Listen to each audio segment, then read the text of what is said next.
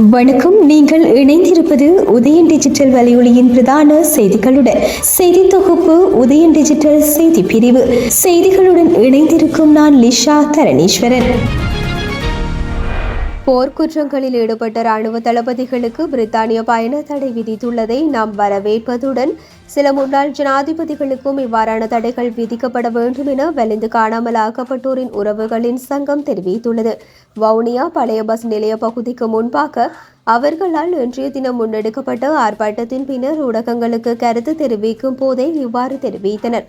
தொடர்ந்தும் கருத்து தெரிவித்த அவர்கள் இலங்கை அரசானது நீண்ட காலமாக பொறுப்புக்கூறலில் இருந்து தவறியுள்ளது.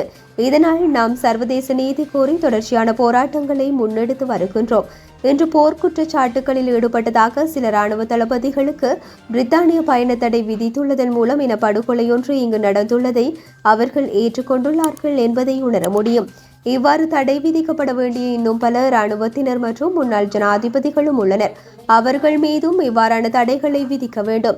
அனைத்துலக நாடுகளும் இந்த பயண தடைகளை விதித்து குற்றம் செய்தவர்களை சர்வதேச குற்றவியல் நீதிமன்றில் நிறுத்தி சர்வதேச பொறிமுறையூடாக எமக்கான நீதியை பெற்றுத்தர வேண்டும். இதுவே எமது எதிர்பார்ப்பு.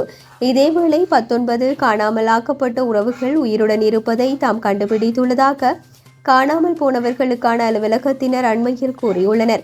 அவர்கள் உண்மையில் காணாமலாக்கப்பட்டோர் இல்லை. நாம் தந்த சாட்சியங்களில் ஒன்றை கூட அந்த அலுவலகத்தினர் கண்டுபிடிக்கவில்லை. மாறாக சர்வதேசத்துக்கு அப்பட்டமான பொய்களை சொல்கின்றனர். பொய்யான அறிக்கைகளை அவர்கள் வெளியிடுகின்றனர். எனவே எமது மக்கள் விழிப்புடன் இருக்க வேண்டும். இந்த நிலையில் சர்வதேச நீதி பொறிமுறை ஊடாகவே எமக்கான நீதியை வழங்க வேண்டும் என்று கேட்டுக்கொள்கின்றோம் என்றனர். யாழ்ப்பாண நகரில் 9 கிலோ 300 கிராம் கஞ்சா கலந்த மாவா பாக்குடன் இருவர் இன்றைய தினம் கைது செய்யப்பட்டுள்ளனர். யாழ் மாவட்ட குற்றத்தடுப்பு பிரிவு பொறுப்பு அதிகாரியின் வழிகாட்டலில் உதவி போலீஸ் பரிசோதகர் நந்தகுமார் குழுவினர் இந்த கைது நடவடிக்கையை முன்னெடுத்தனர். கைதான 40 வயது மதிக்கத்தக்க இருவரையும் யாழ்ப்பாணம் நீதிவான் நீதிமன்றில் முற்படுத்த போலீசார் நடவடிக்கை எடுத்துள்ளனர். உள்ளூராட்சி தேர்தலில் போட்டியிடும் பெண் வேட்பாளர்களுக்கு எதிரான வன்முறைகளை தடுக்க சிறப்பு திட்டம் ஆரம்பிக்கப்பட்டுள்ளதாகவும் இணையம் மற்றும் சமூக ஊடக தளங்களில் நிகழும் வன்முறைகள் குறித்து சிறப்பு கவனம் செலுத்தப்படும் என்றும் பெண்கள் மற்றும் குழந்தைகள் நல அமைச்சர் சரோஜா சாவித்ரி பால்ராஜ் தெரிவித்துள்ளார். பெண் வேட்பாளர்கள் பெரும்பாலும் வன்முறை, அடக்குமுறை, அவமதிப்பு மற்றும் பாலியல் துன்புறுத்தலை ஆன்லைனில் எதிர்கொள்வதாக அவர் தெரிவித்தார். இதுபோன்ற சம்பவங்களுக்கு எதிராக சட்ட நடவடிக்கை எடுப்பதற்கான ஒரு திட்டம் பல தரப்பினரின் ஈடுபாட்டுடன் செயல்படுத்தப்படுகின்றது. இந்த முயற்சிக்கு அவர்களுடைய பயணத்தை ஆதரிப்போம் என்று பெயரிடப்பட்டுள்ளது. அடுத்த வாரம் இலங்கை வரும் இந்திய பிரதமர் நரேந்திர மோடியை சந்தித்து பேசுவதற்கு வாய்ப்பு அளிக்கும்படி தமிழரசு கட்சியினர் உட்பட தமிழர் தரப்பு பிரதிநிதிகள் கோரியிருக்கின்றோம். ஆனால் இன்னமும் சந்திப்புக்கு இணக்கம் தெரிவிக்கப்படவில்லை என இலங்கை தமிழரசு கட்சியின் பதில் பொதுச் செயலாளர் எம். ஏ. சுமந்திரன் தெரிவித்துள்ளார்.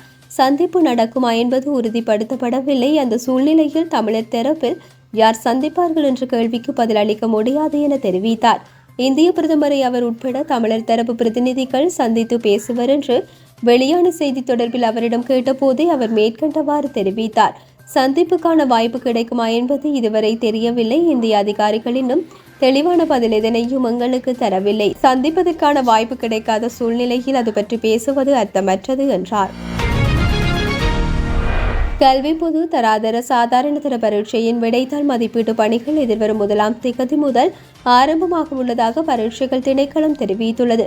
இந்த பணிகள் 1066 மதிப்பீட்டு மையங்களில் எதிர்வரும் 1ஆம் திகதி முதல் 10ஆம் திகதி வரை நடைபெறும். விடைத்தாள் மதிப்பீட்டு பணிகளுக்காக 16,000 ஆசிரியர்கள் பணியில் ஈடுபடுத்தப்பட உள்ளனர். கல்வி பொது சாதாரண தர பரீட்சை கடந்த 17ஆம் திகதி முதல் 27ஆம் திகதி வரை இடம்பெற்றது. இதேவேளை 2024ஆம் ஆண்டுக்கான உயர்தர பரீட்சையின் பெறுபேறுகள் ஏப்ரல் 20ஆம் திகதிக்கு முன்னர் வெளியிடப்படும் என பரீட்சை திணைக்களம் தெரிவித்துள்ளது. மனித உரிமை மீறல்களில் ஈடுபட்டிருந்தால் இராணுவத்தினராக இருந்தாலும் தண்டிக்கப்பட்டேயாக வேண்டும் என்று முன்னாள் இராணுவ தளபதி ஃபீல்ட் மார்ஷல் சரத் பொன்சேகா தெரிவித்துள்ளார். இலங்கையில் முன்னாள் இராணுவ தளபதிகள் உள்ளிட்ட 4 எதிராக பிரித்தானியா விதித்துள்ள பயணத்தடை குறித்து ஊடகங்களிடத்தில் கருத்து வெளியிடும் போதே அவர் மேற்கண்டவாறு தெரிவித்தார். அவர் மேலும் தெரிவிக்கையில், ஜகத் ஜயசூரிய, வசந்த கருணாகொட ஆகியோர் போர்க்களத்தின் முன் வரிசையில் நின்று போரிட்டவர்கள் அல்லர், பின் வரிசையில் நின்றவர்கள். போர்க்களத்தின் பின் வரிசையில் ஏதேனும் தவறுகள் நிகழ்ந்திருந்தால் அதனை விசாரிக்க வேண்டும். நான் இராணுவ தளபதியாக இருந்த காலத்திலேயே ஜகத் ஜெயசூரியவுக்கு எதிராக விசாரணைகளை ஆரம்பித்திருந்தேன். நான் நாடாளுமன்ற உறுப்பினராக இருந்த காலத்தில் இவர்களில் இருவரை பற்றி நாடாளுமன்றத்திற்குள்ளேயும் விமர்சித்துள்ளேன். அதே போன்றே போர்க்களத்தின் முன்னரங்கில் நின்று போரிட்ட சவேந்திர சில்வா எதுவித தவறும் செய்யவில்லை என்று உறுதிப்பட என்னால் கூற முடியும்.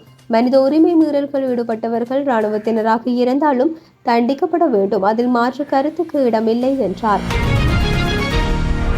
கிராமிய மருத்துவமனைகளிலும் விசேட மருத்துவர்களின் சேவையை விரிவுபடுத்துவதற்கு சுகாதார அமைச்சு தீர்மானித்துள்ளது. தற்போது ஆதார மருத்துவமனைகள் அல்லது அவற்றுக்கு அடுத்த தரத்திலான மருத்துவமனைகளில் மாத்திரமே விசேட மருத்துவர்களின் சேவை காணப்படுவதாகவும் இதன் காரணமாக கிராமப்புற மக்களுக்கு விசேட மருத்துவர்களின் சேவையை இலவசமாக பெற்றுக்கொள்வதற்கு இயலாமல் போயுள்ளதாகவும் சுகாதார பிரதி அமைச்சர் மருத்துவர் ஹங்சக விஜயமுனி தெரிவித்துள்ளார். இது குறித்து அவர் மேலும் தெரிவிக்கையில், கிராமிய மருத்துவமனைகளிலும் விசேட மருத்துவர்களின் சேவையை விரிவுபடுத்துவதற்கு சுகாதார அமைச்சு தீர்மானித்துள்ளது. தற்போது ஆதார மருத்துவமனைகள் அல்லது அவற்றுக்கு அடுத்த தரத்திலான மருத்துவமனைகளில் மாத்திரமே விசேட மருத்துவர்களின் சேவை காணப்படுகின்றது. இதன் காரணமாக கிராமப்புற மக்களுக்கு விசேட மருத்துவர்களின் சேவையை இலவசமாக பெற்றுக்கொள்வதற்கு இயலாமல் போயுள்ளது. எனவே முன்னோடி வேலை திட்டமாக கண்டி மாவட்டத்தின் 6 மருத்துவமனைகளில் அடுத்த மாதம் இந்த நடவடிக்கை முன்னெடுக்கப்படும். கிராமிய மருத்துவமனைகளில் வாரத்திற்கு ஒரு நாள் விசேட மருத்துவர்களின் சேவையை பெற்றுக் கொடுக்க இதனூடாக எதிர்பார்க்கப்படுகின்றது. இதற்காக மருத்துவர்கள் தாமாகவே விருப்பத்துடன் முன் வந்துள்ளனர். கிராமிய மருத்துவமனைகளில் இருந்து நகர மருத்துவமனைகளுக்கு வருகை தரும் நோயாளர்கள் எதிர்கொள்ளும் சிரமங்களை குறைப்பதே இதன் நோக்கமாகும் என்றார். 2023ஆம் ஆண்டு மாத்தறை வெலிகமவில் உள்ள ஹோட்டல் ஒன்றுக்கு அருகில் நடந்த துப்பாக்கி சூட்டு சம்பவத்தில் கொழும்பு குற்றத்தடுப்பு பிரிவை சேர்ந்த போலீஸ் சார்ஜென்ட் ஒருவர் உயிரிழந்தமை தொடர்பாக வாக்குமூலம் பதிவு செய்வதற்காக முன்னாள் பொதுமக்கள் பாதுகாப்பு அமைச்சர் டிரான் அலஸ் குற்றப்புலனாய்வு திணைக்களத்திற்கு அழைக்கப்பட்டுள்ளார். இந்த சம்பவம் தொடர்பாக வாக்குமூலம் பதிவு செய்வதற்காக முன்னாள் அமைச்சர் நாளைய தினம் அழைக்கப்பட்டுள்ளதாக குற்றப்புலனாய்வு திணைக்களத்தின் உயர் அதிகாரி ஒருவர் தெரிவித்தார். சம்பவம் தொடர்பான தகவல்களை முன்னாள் அமைச்சர் அறிந்திருப்பாரா என்ற சந்தேகத்தின் அடிப்படையில் வாக்குமூலம் பதிவு செய்யப்பட உள்ளதாக குறித்த உயர் அதிகாரி தெரிவித்துள்ளார். இந்த சம்பவம் தொடர்பாக போலீஸ் மா அதிபர் தேசபந்து தென்னக்கோன் தற்போது விளக்கமறியலில் வைக்கப்பட்டுள்ளமை குறிப்பிடத்தக்கது. இத்துடன் உதயம் டிஜிட்டல் வலையொலியின் இரவு நேர பிரதான செய்திகள் நிறைவடைகின்றன. தொடர்ந்தும் நாளை காலை நேர பிரதான செய்திகளுடன் இணைந்திருங்கள். வணக்கம்.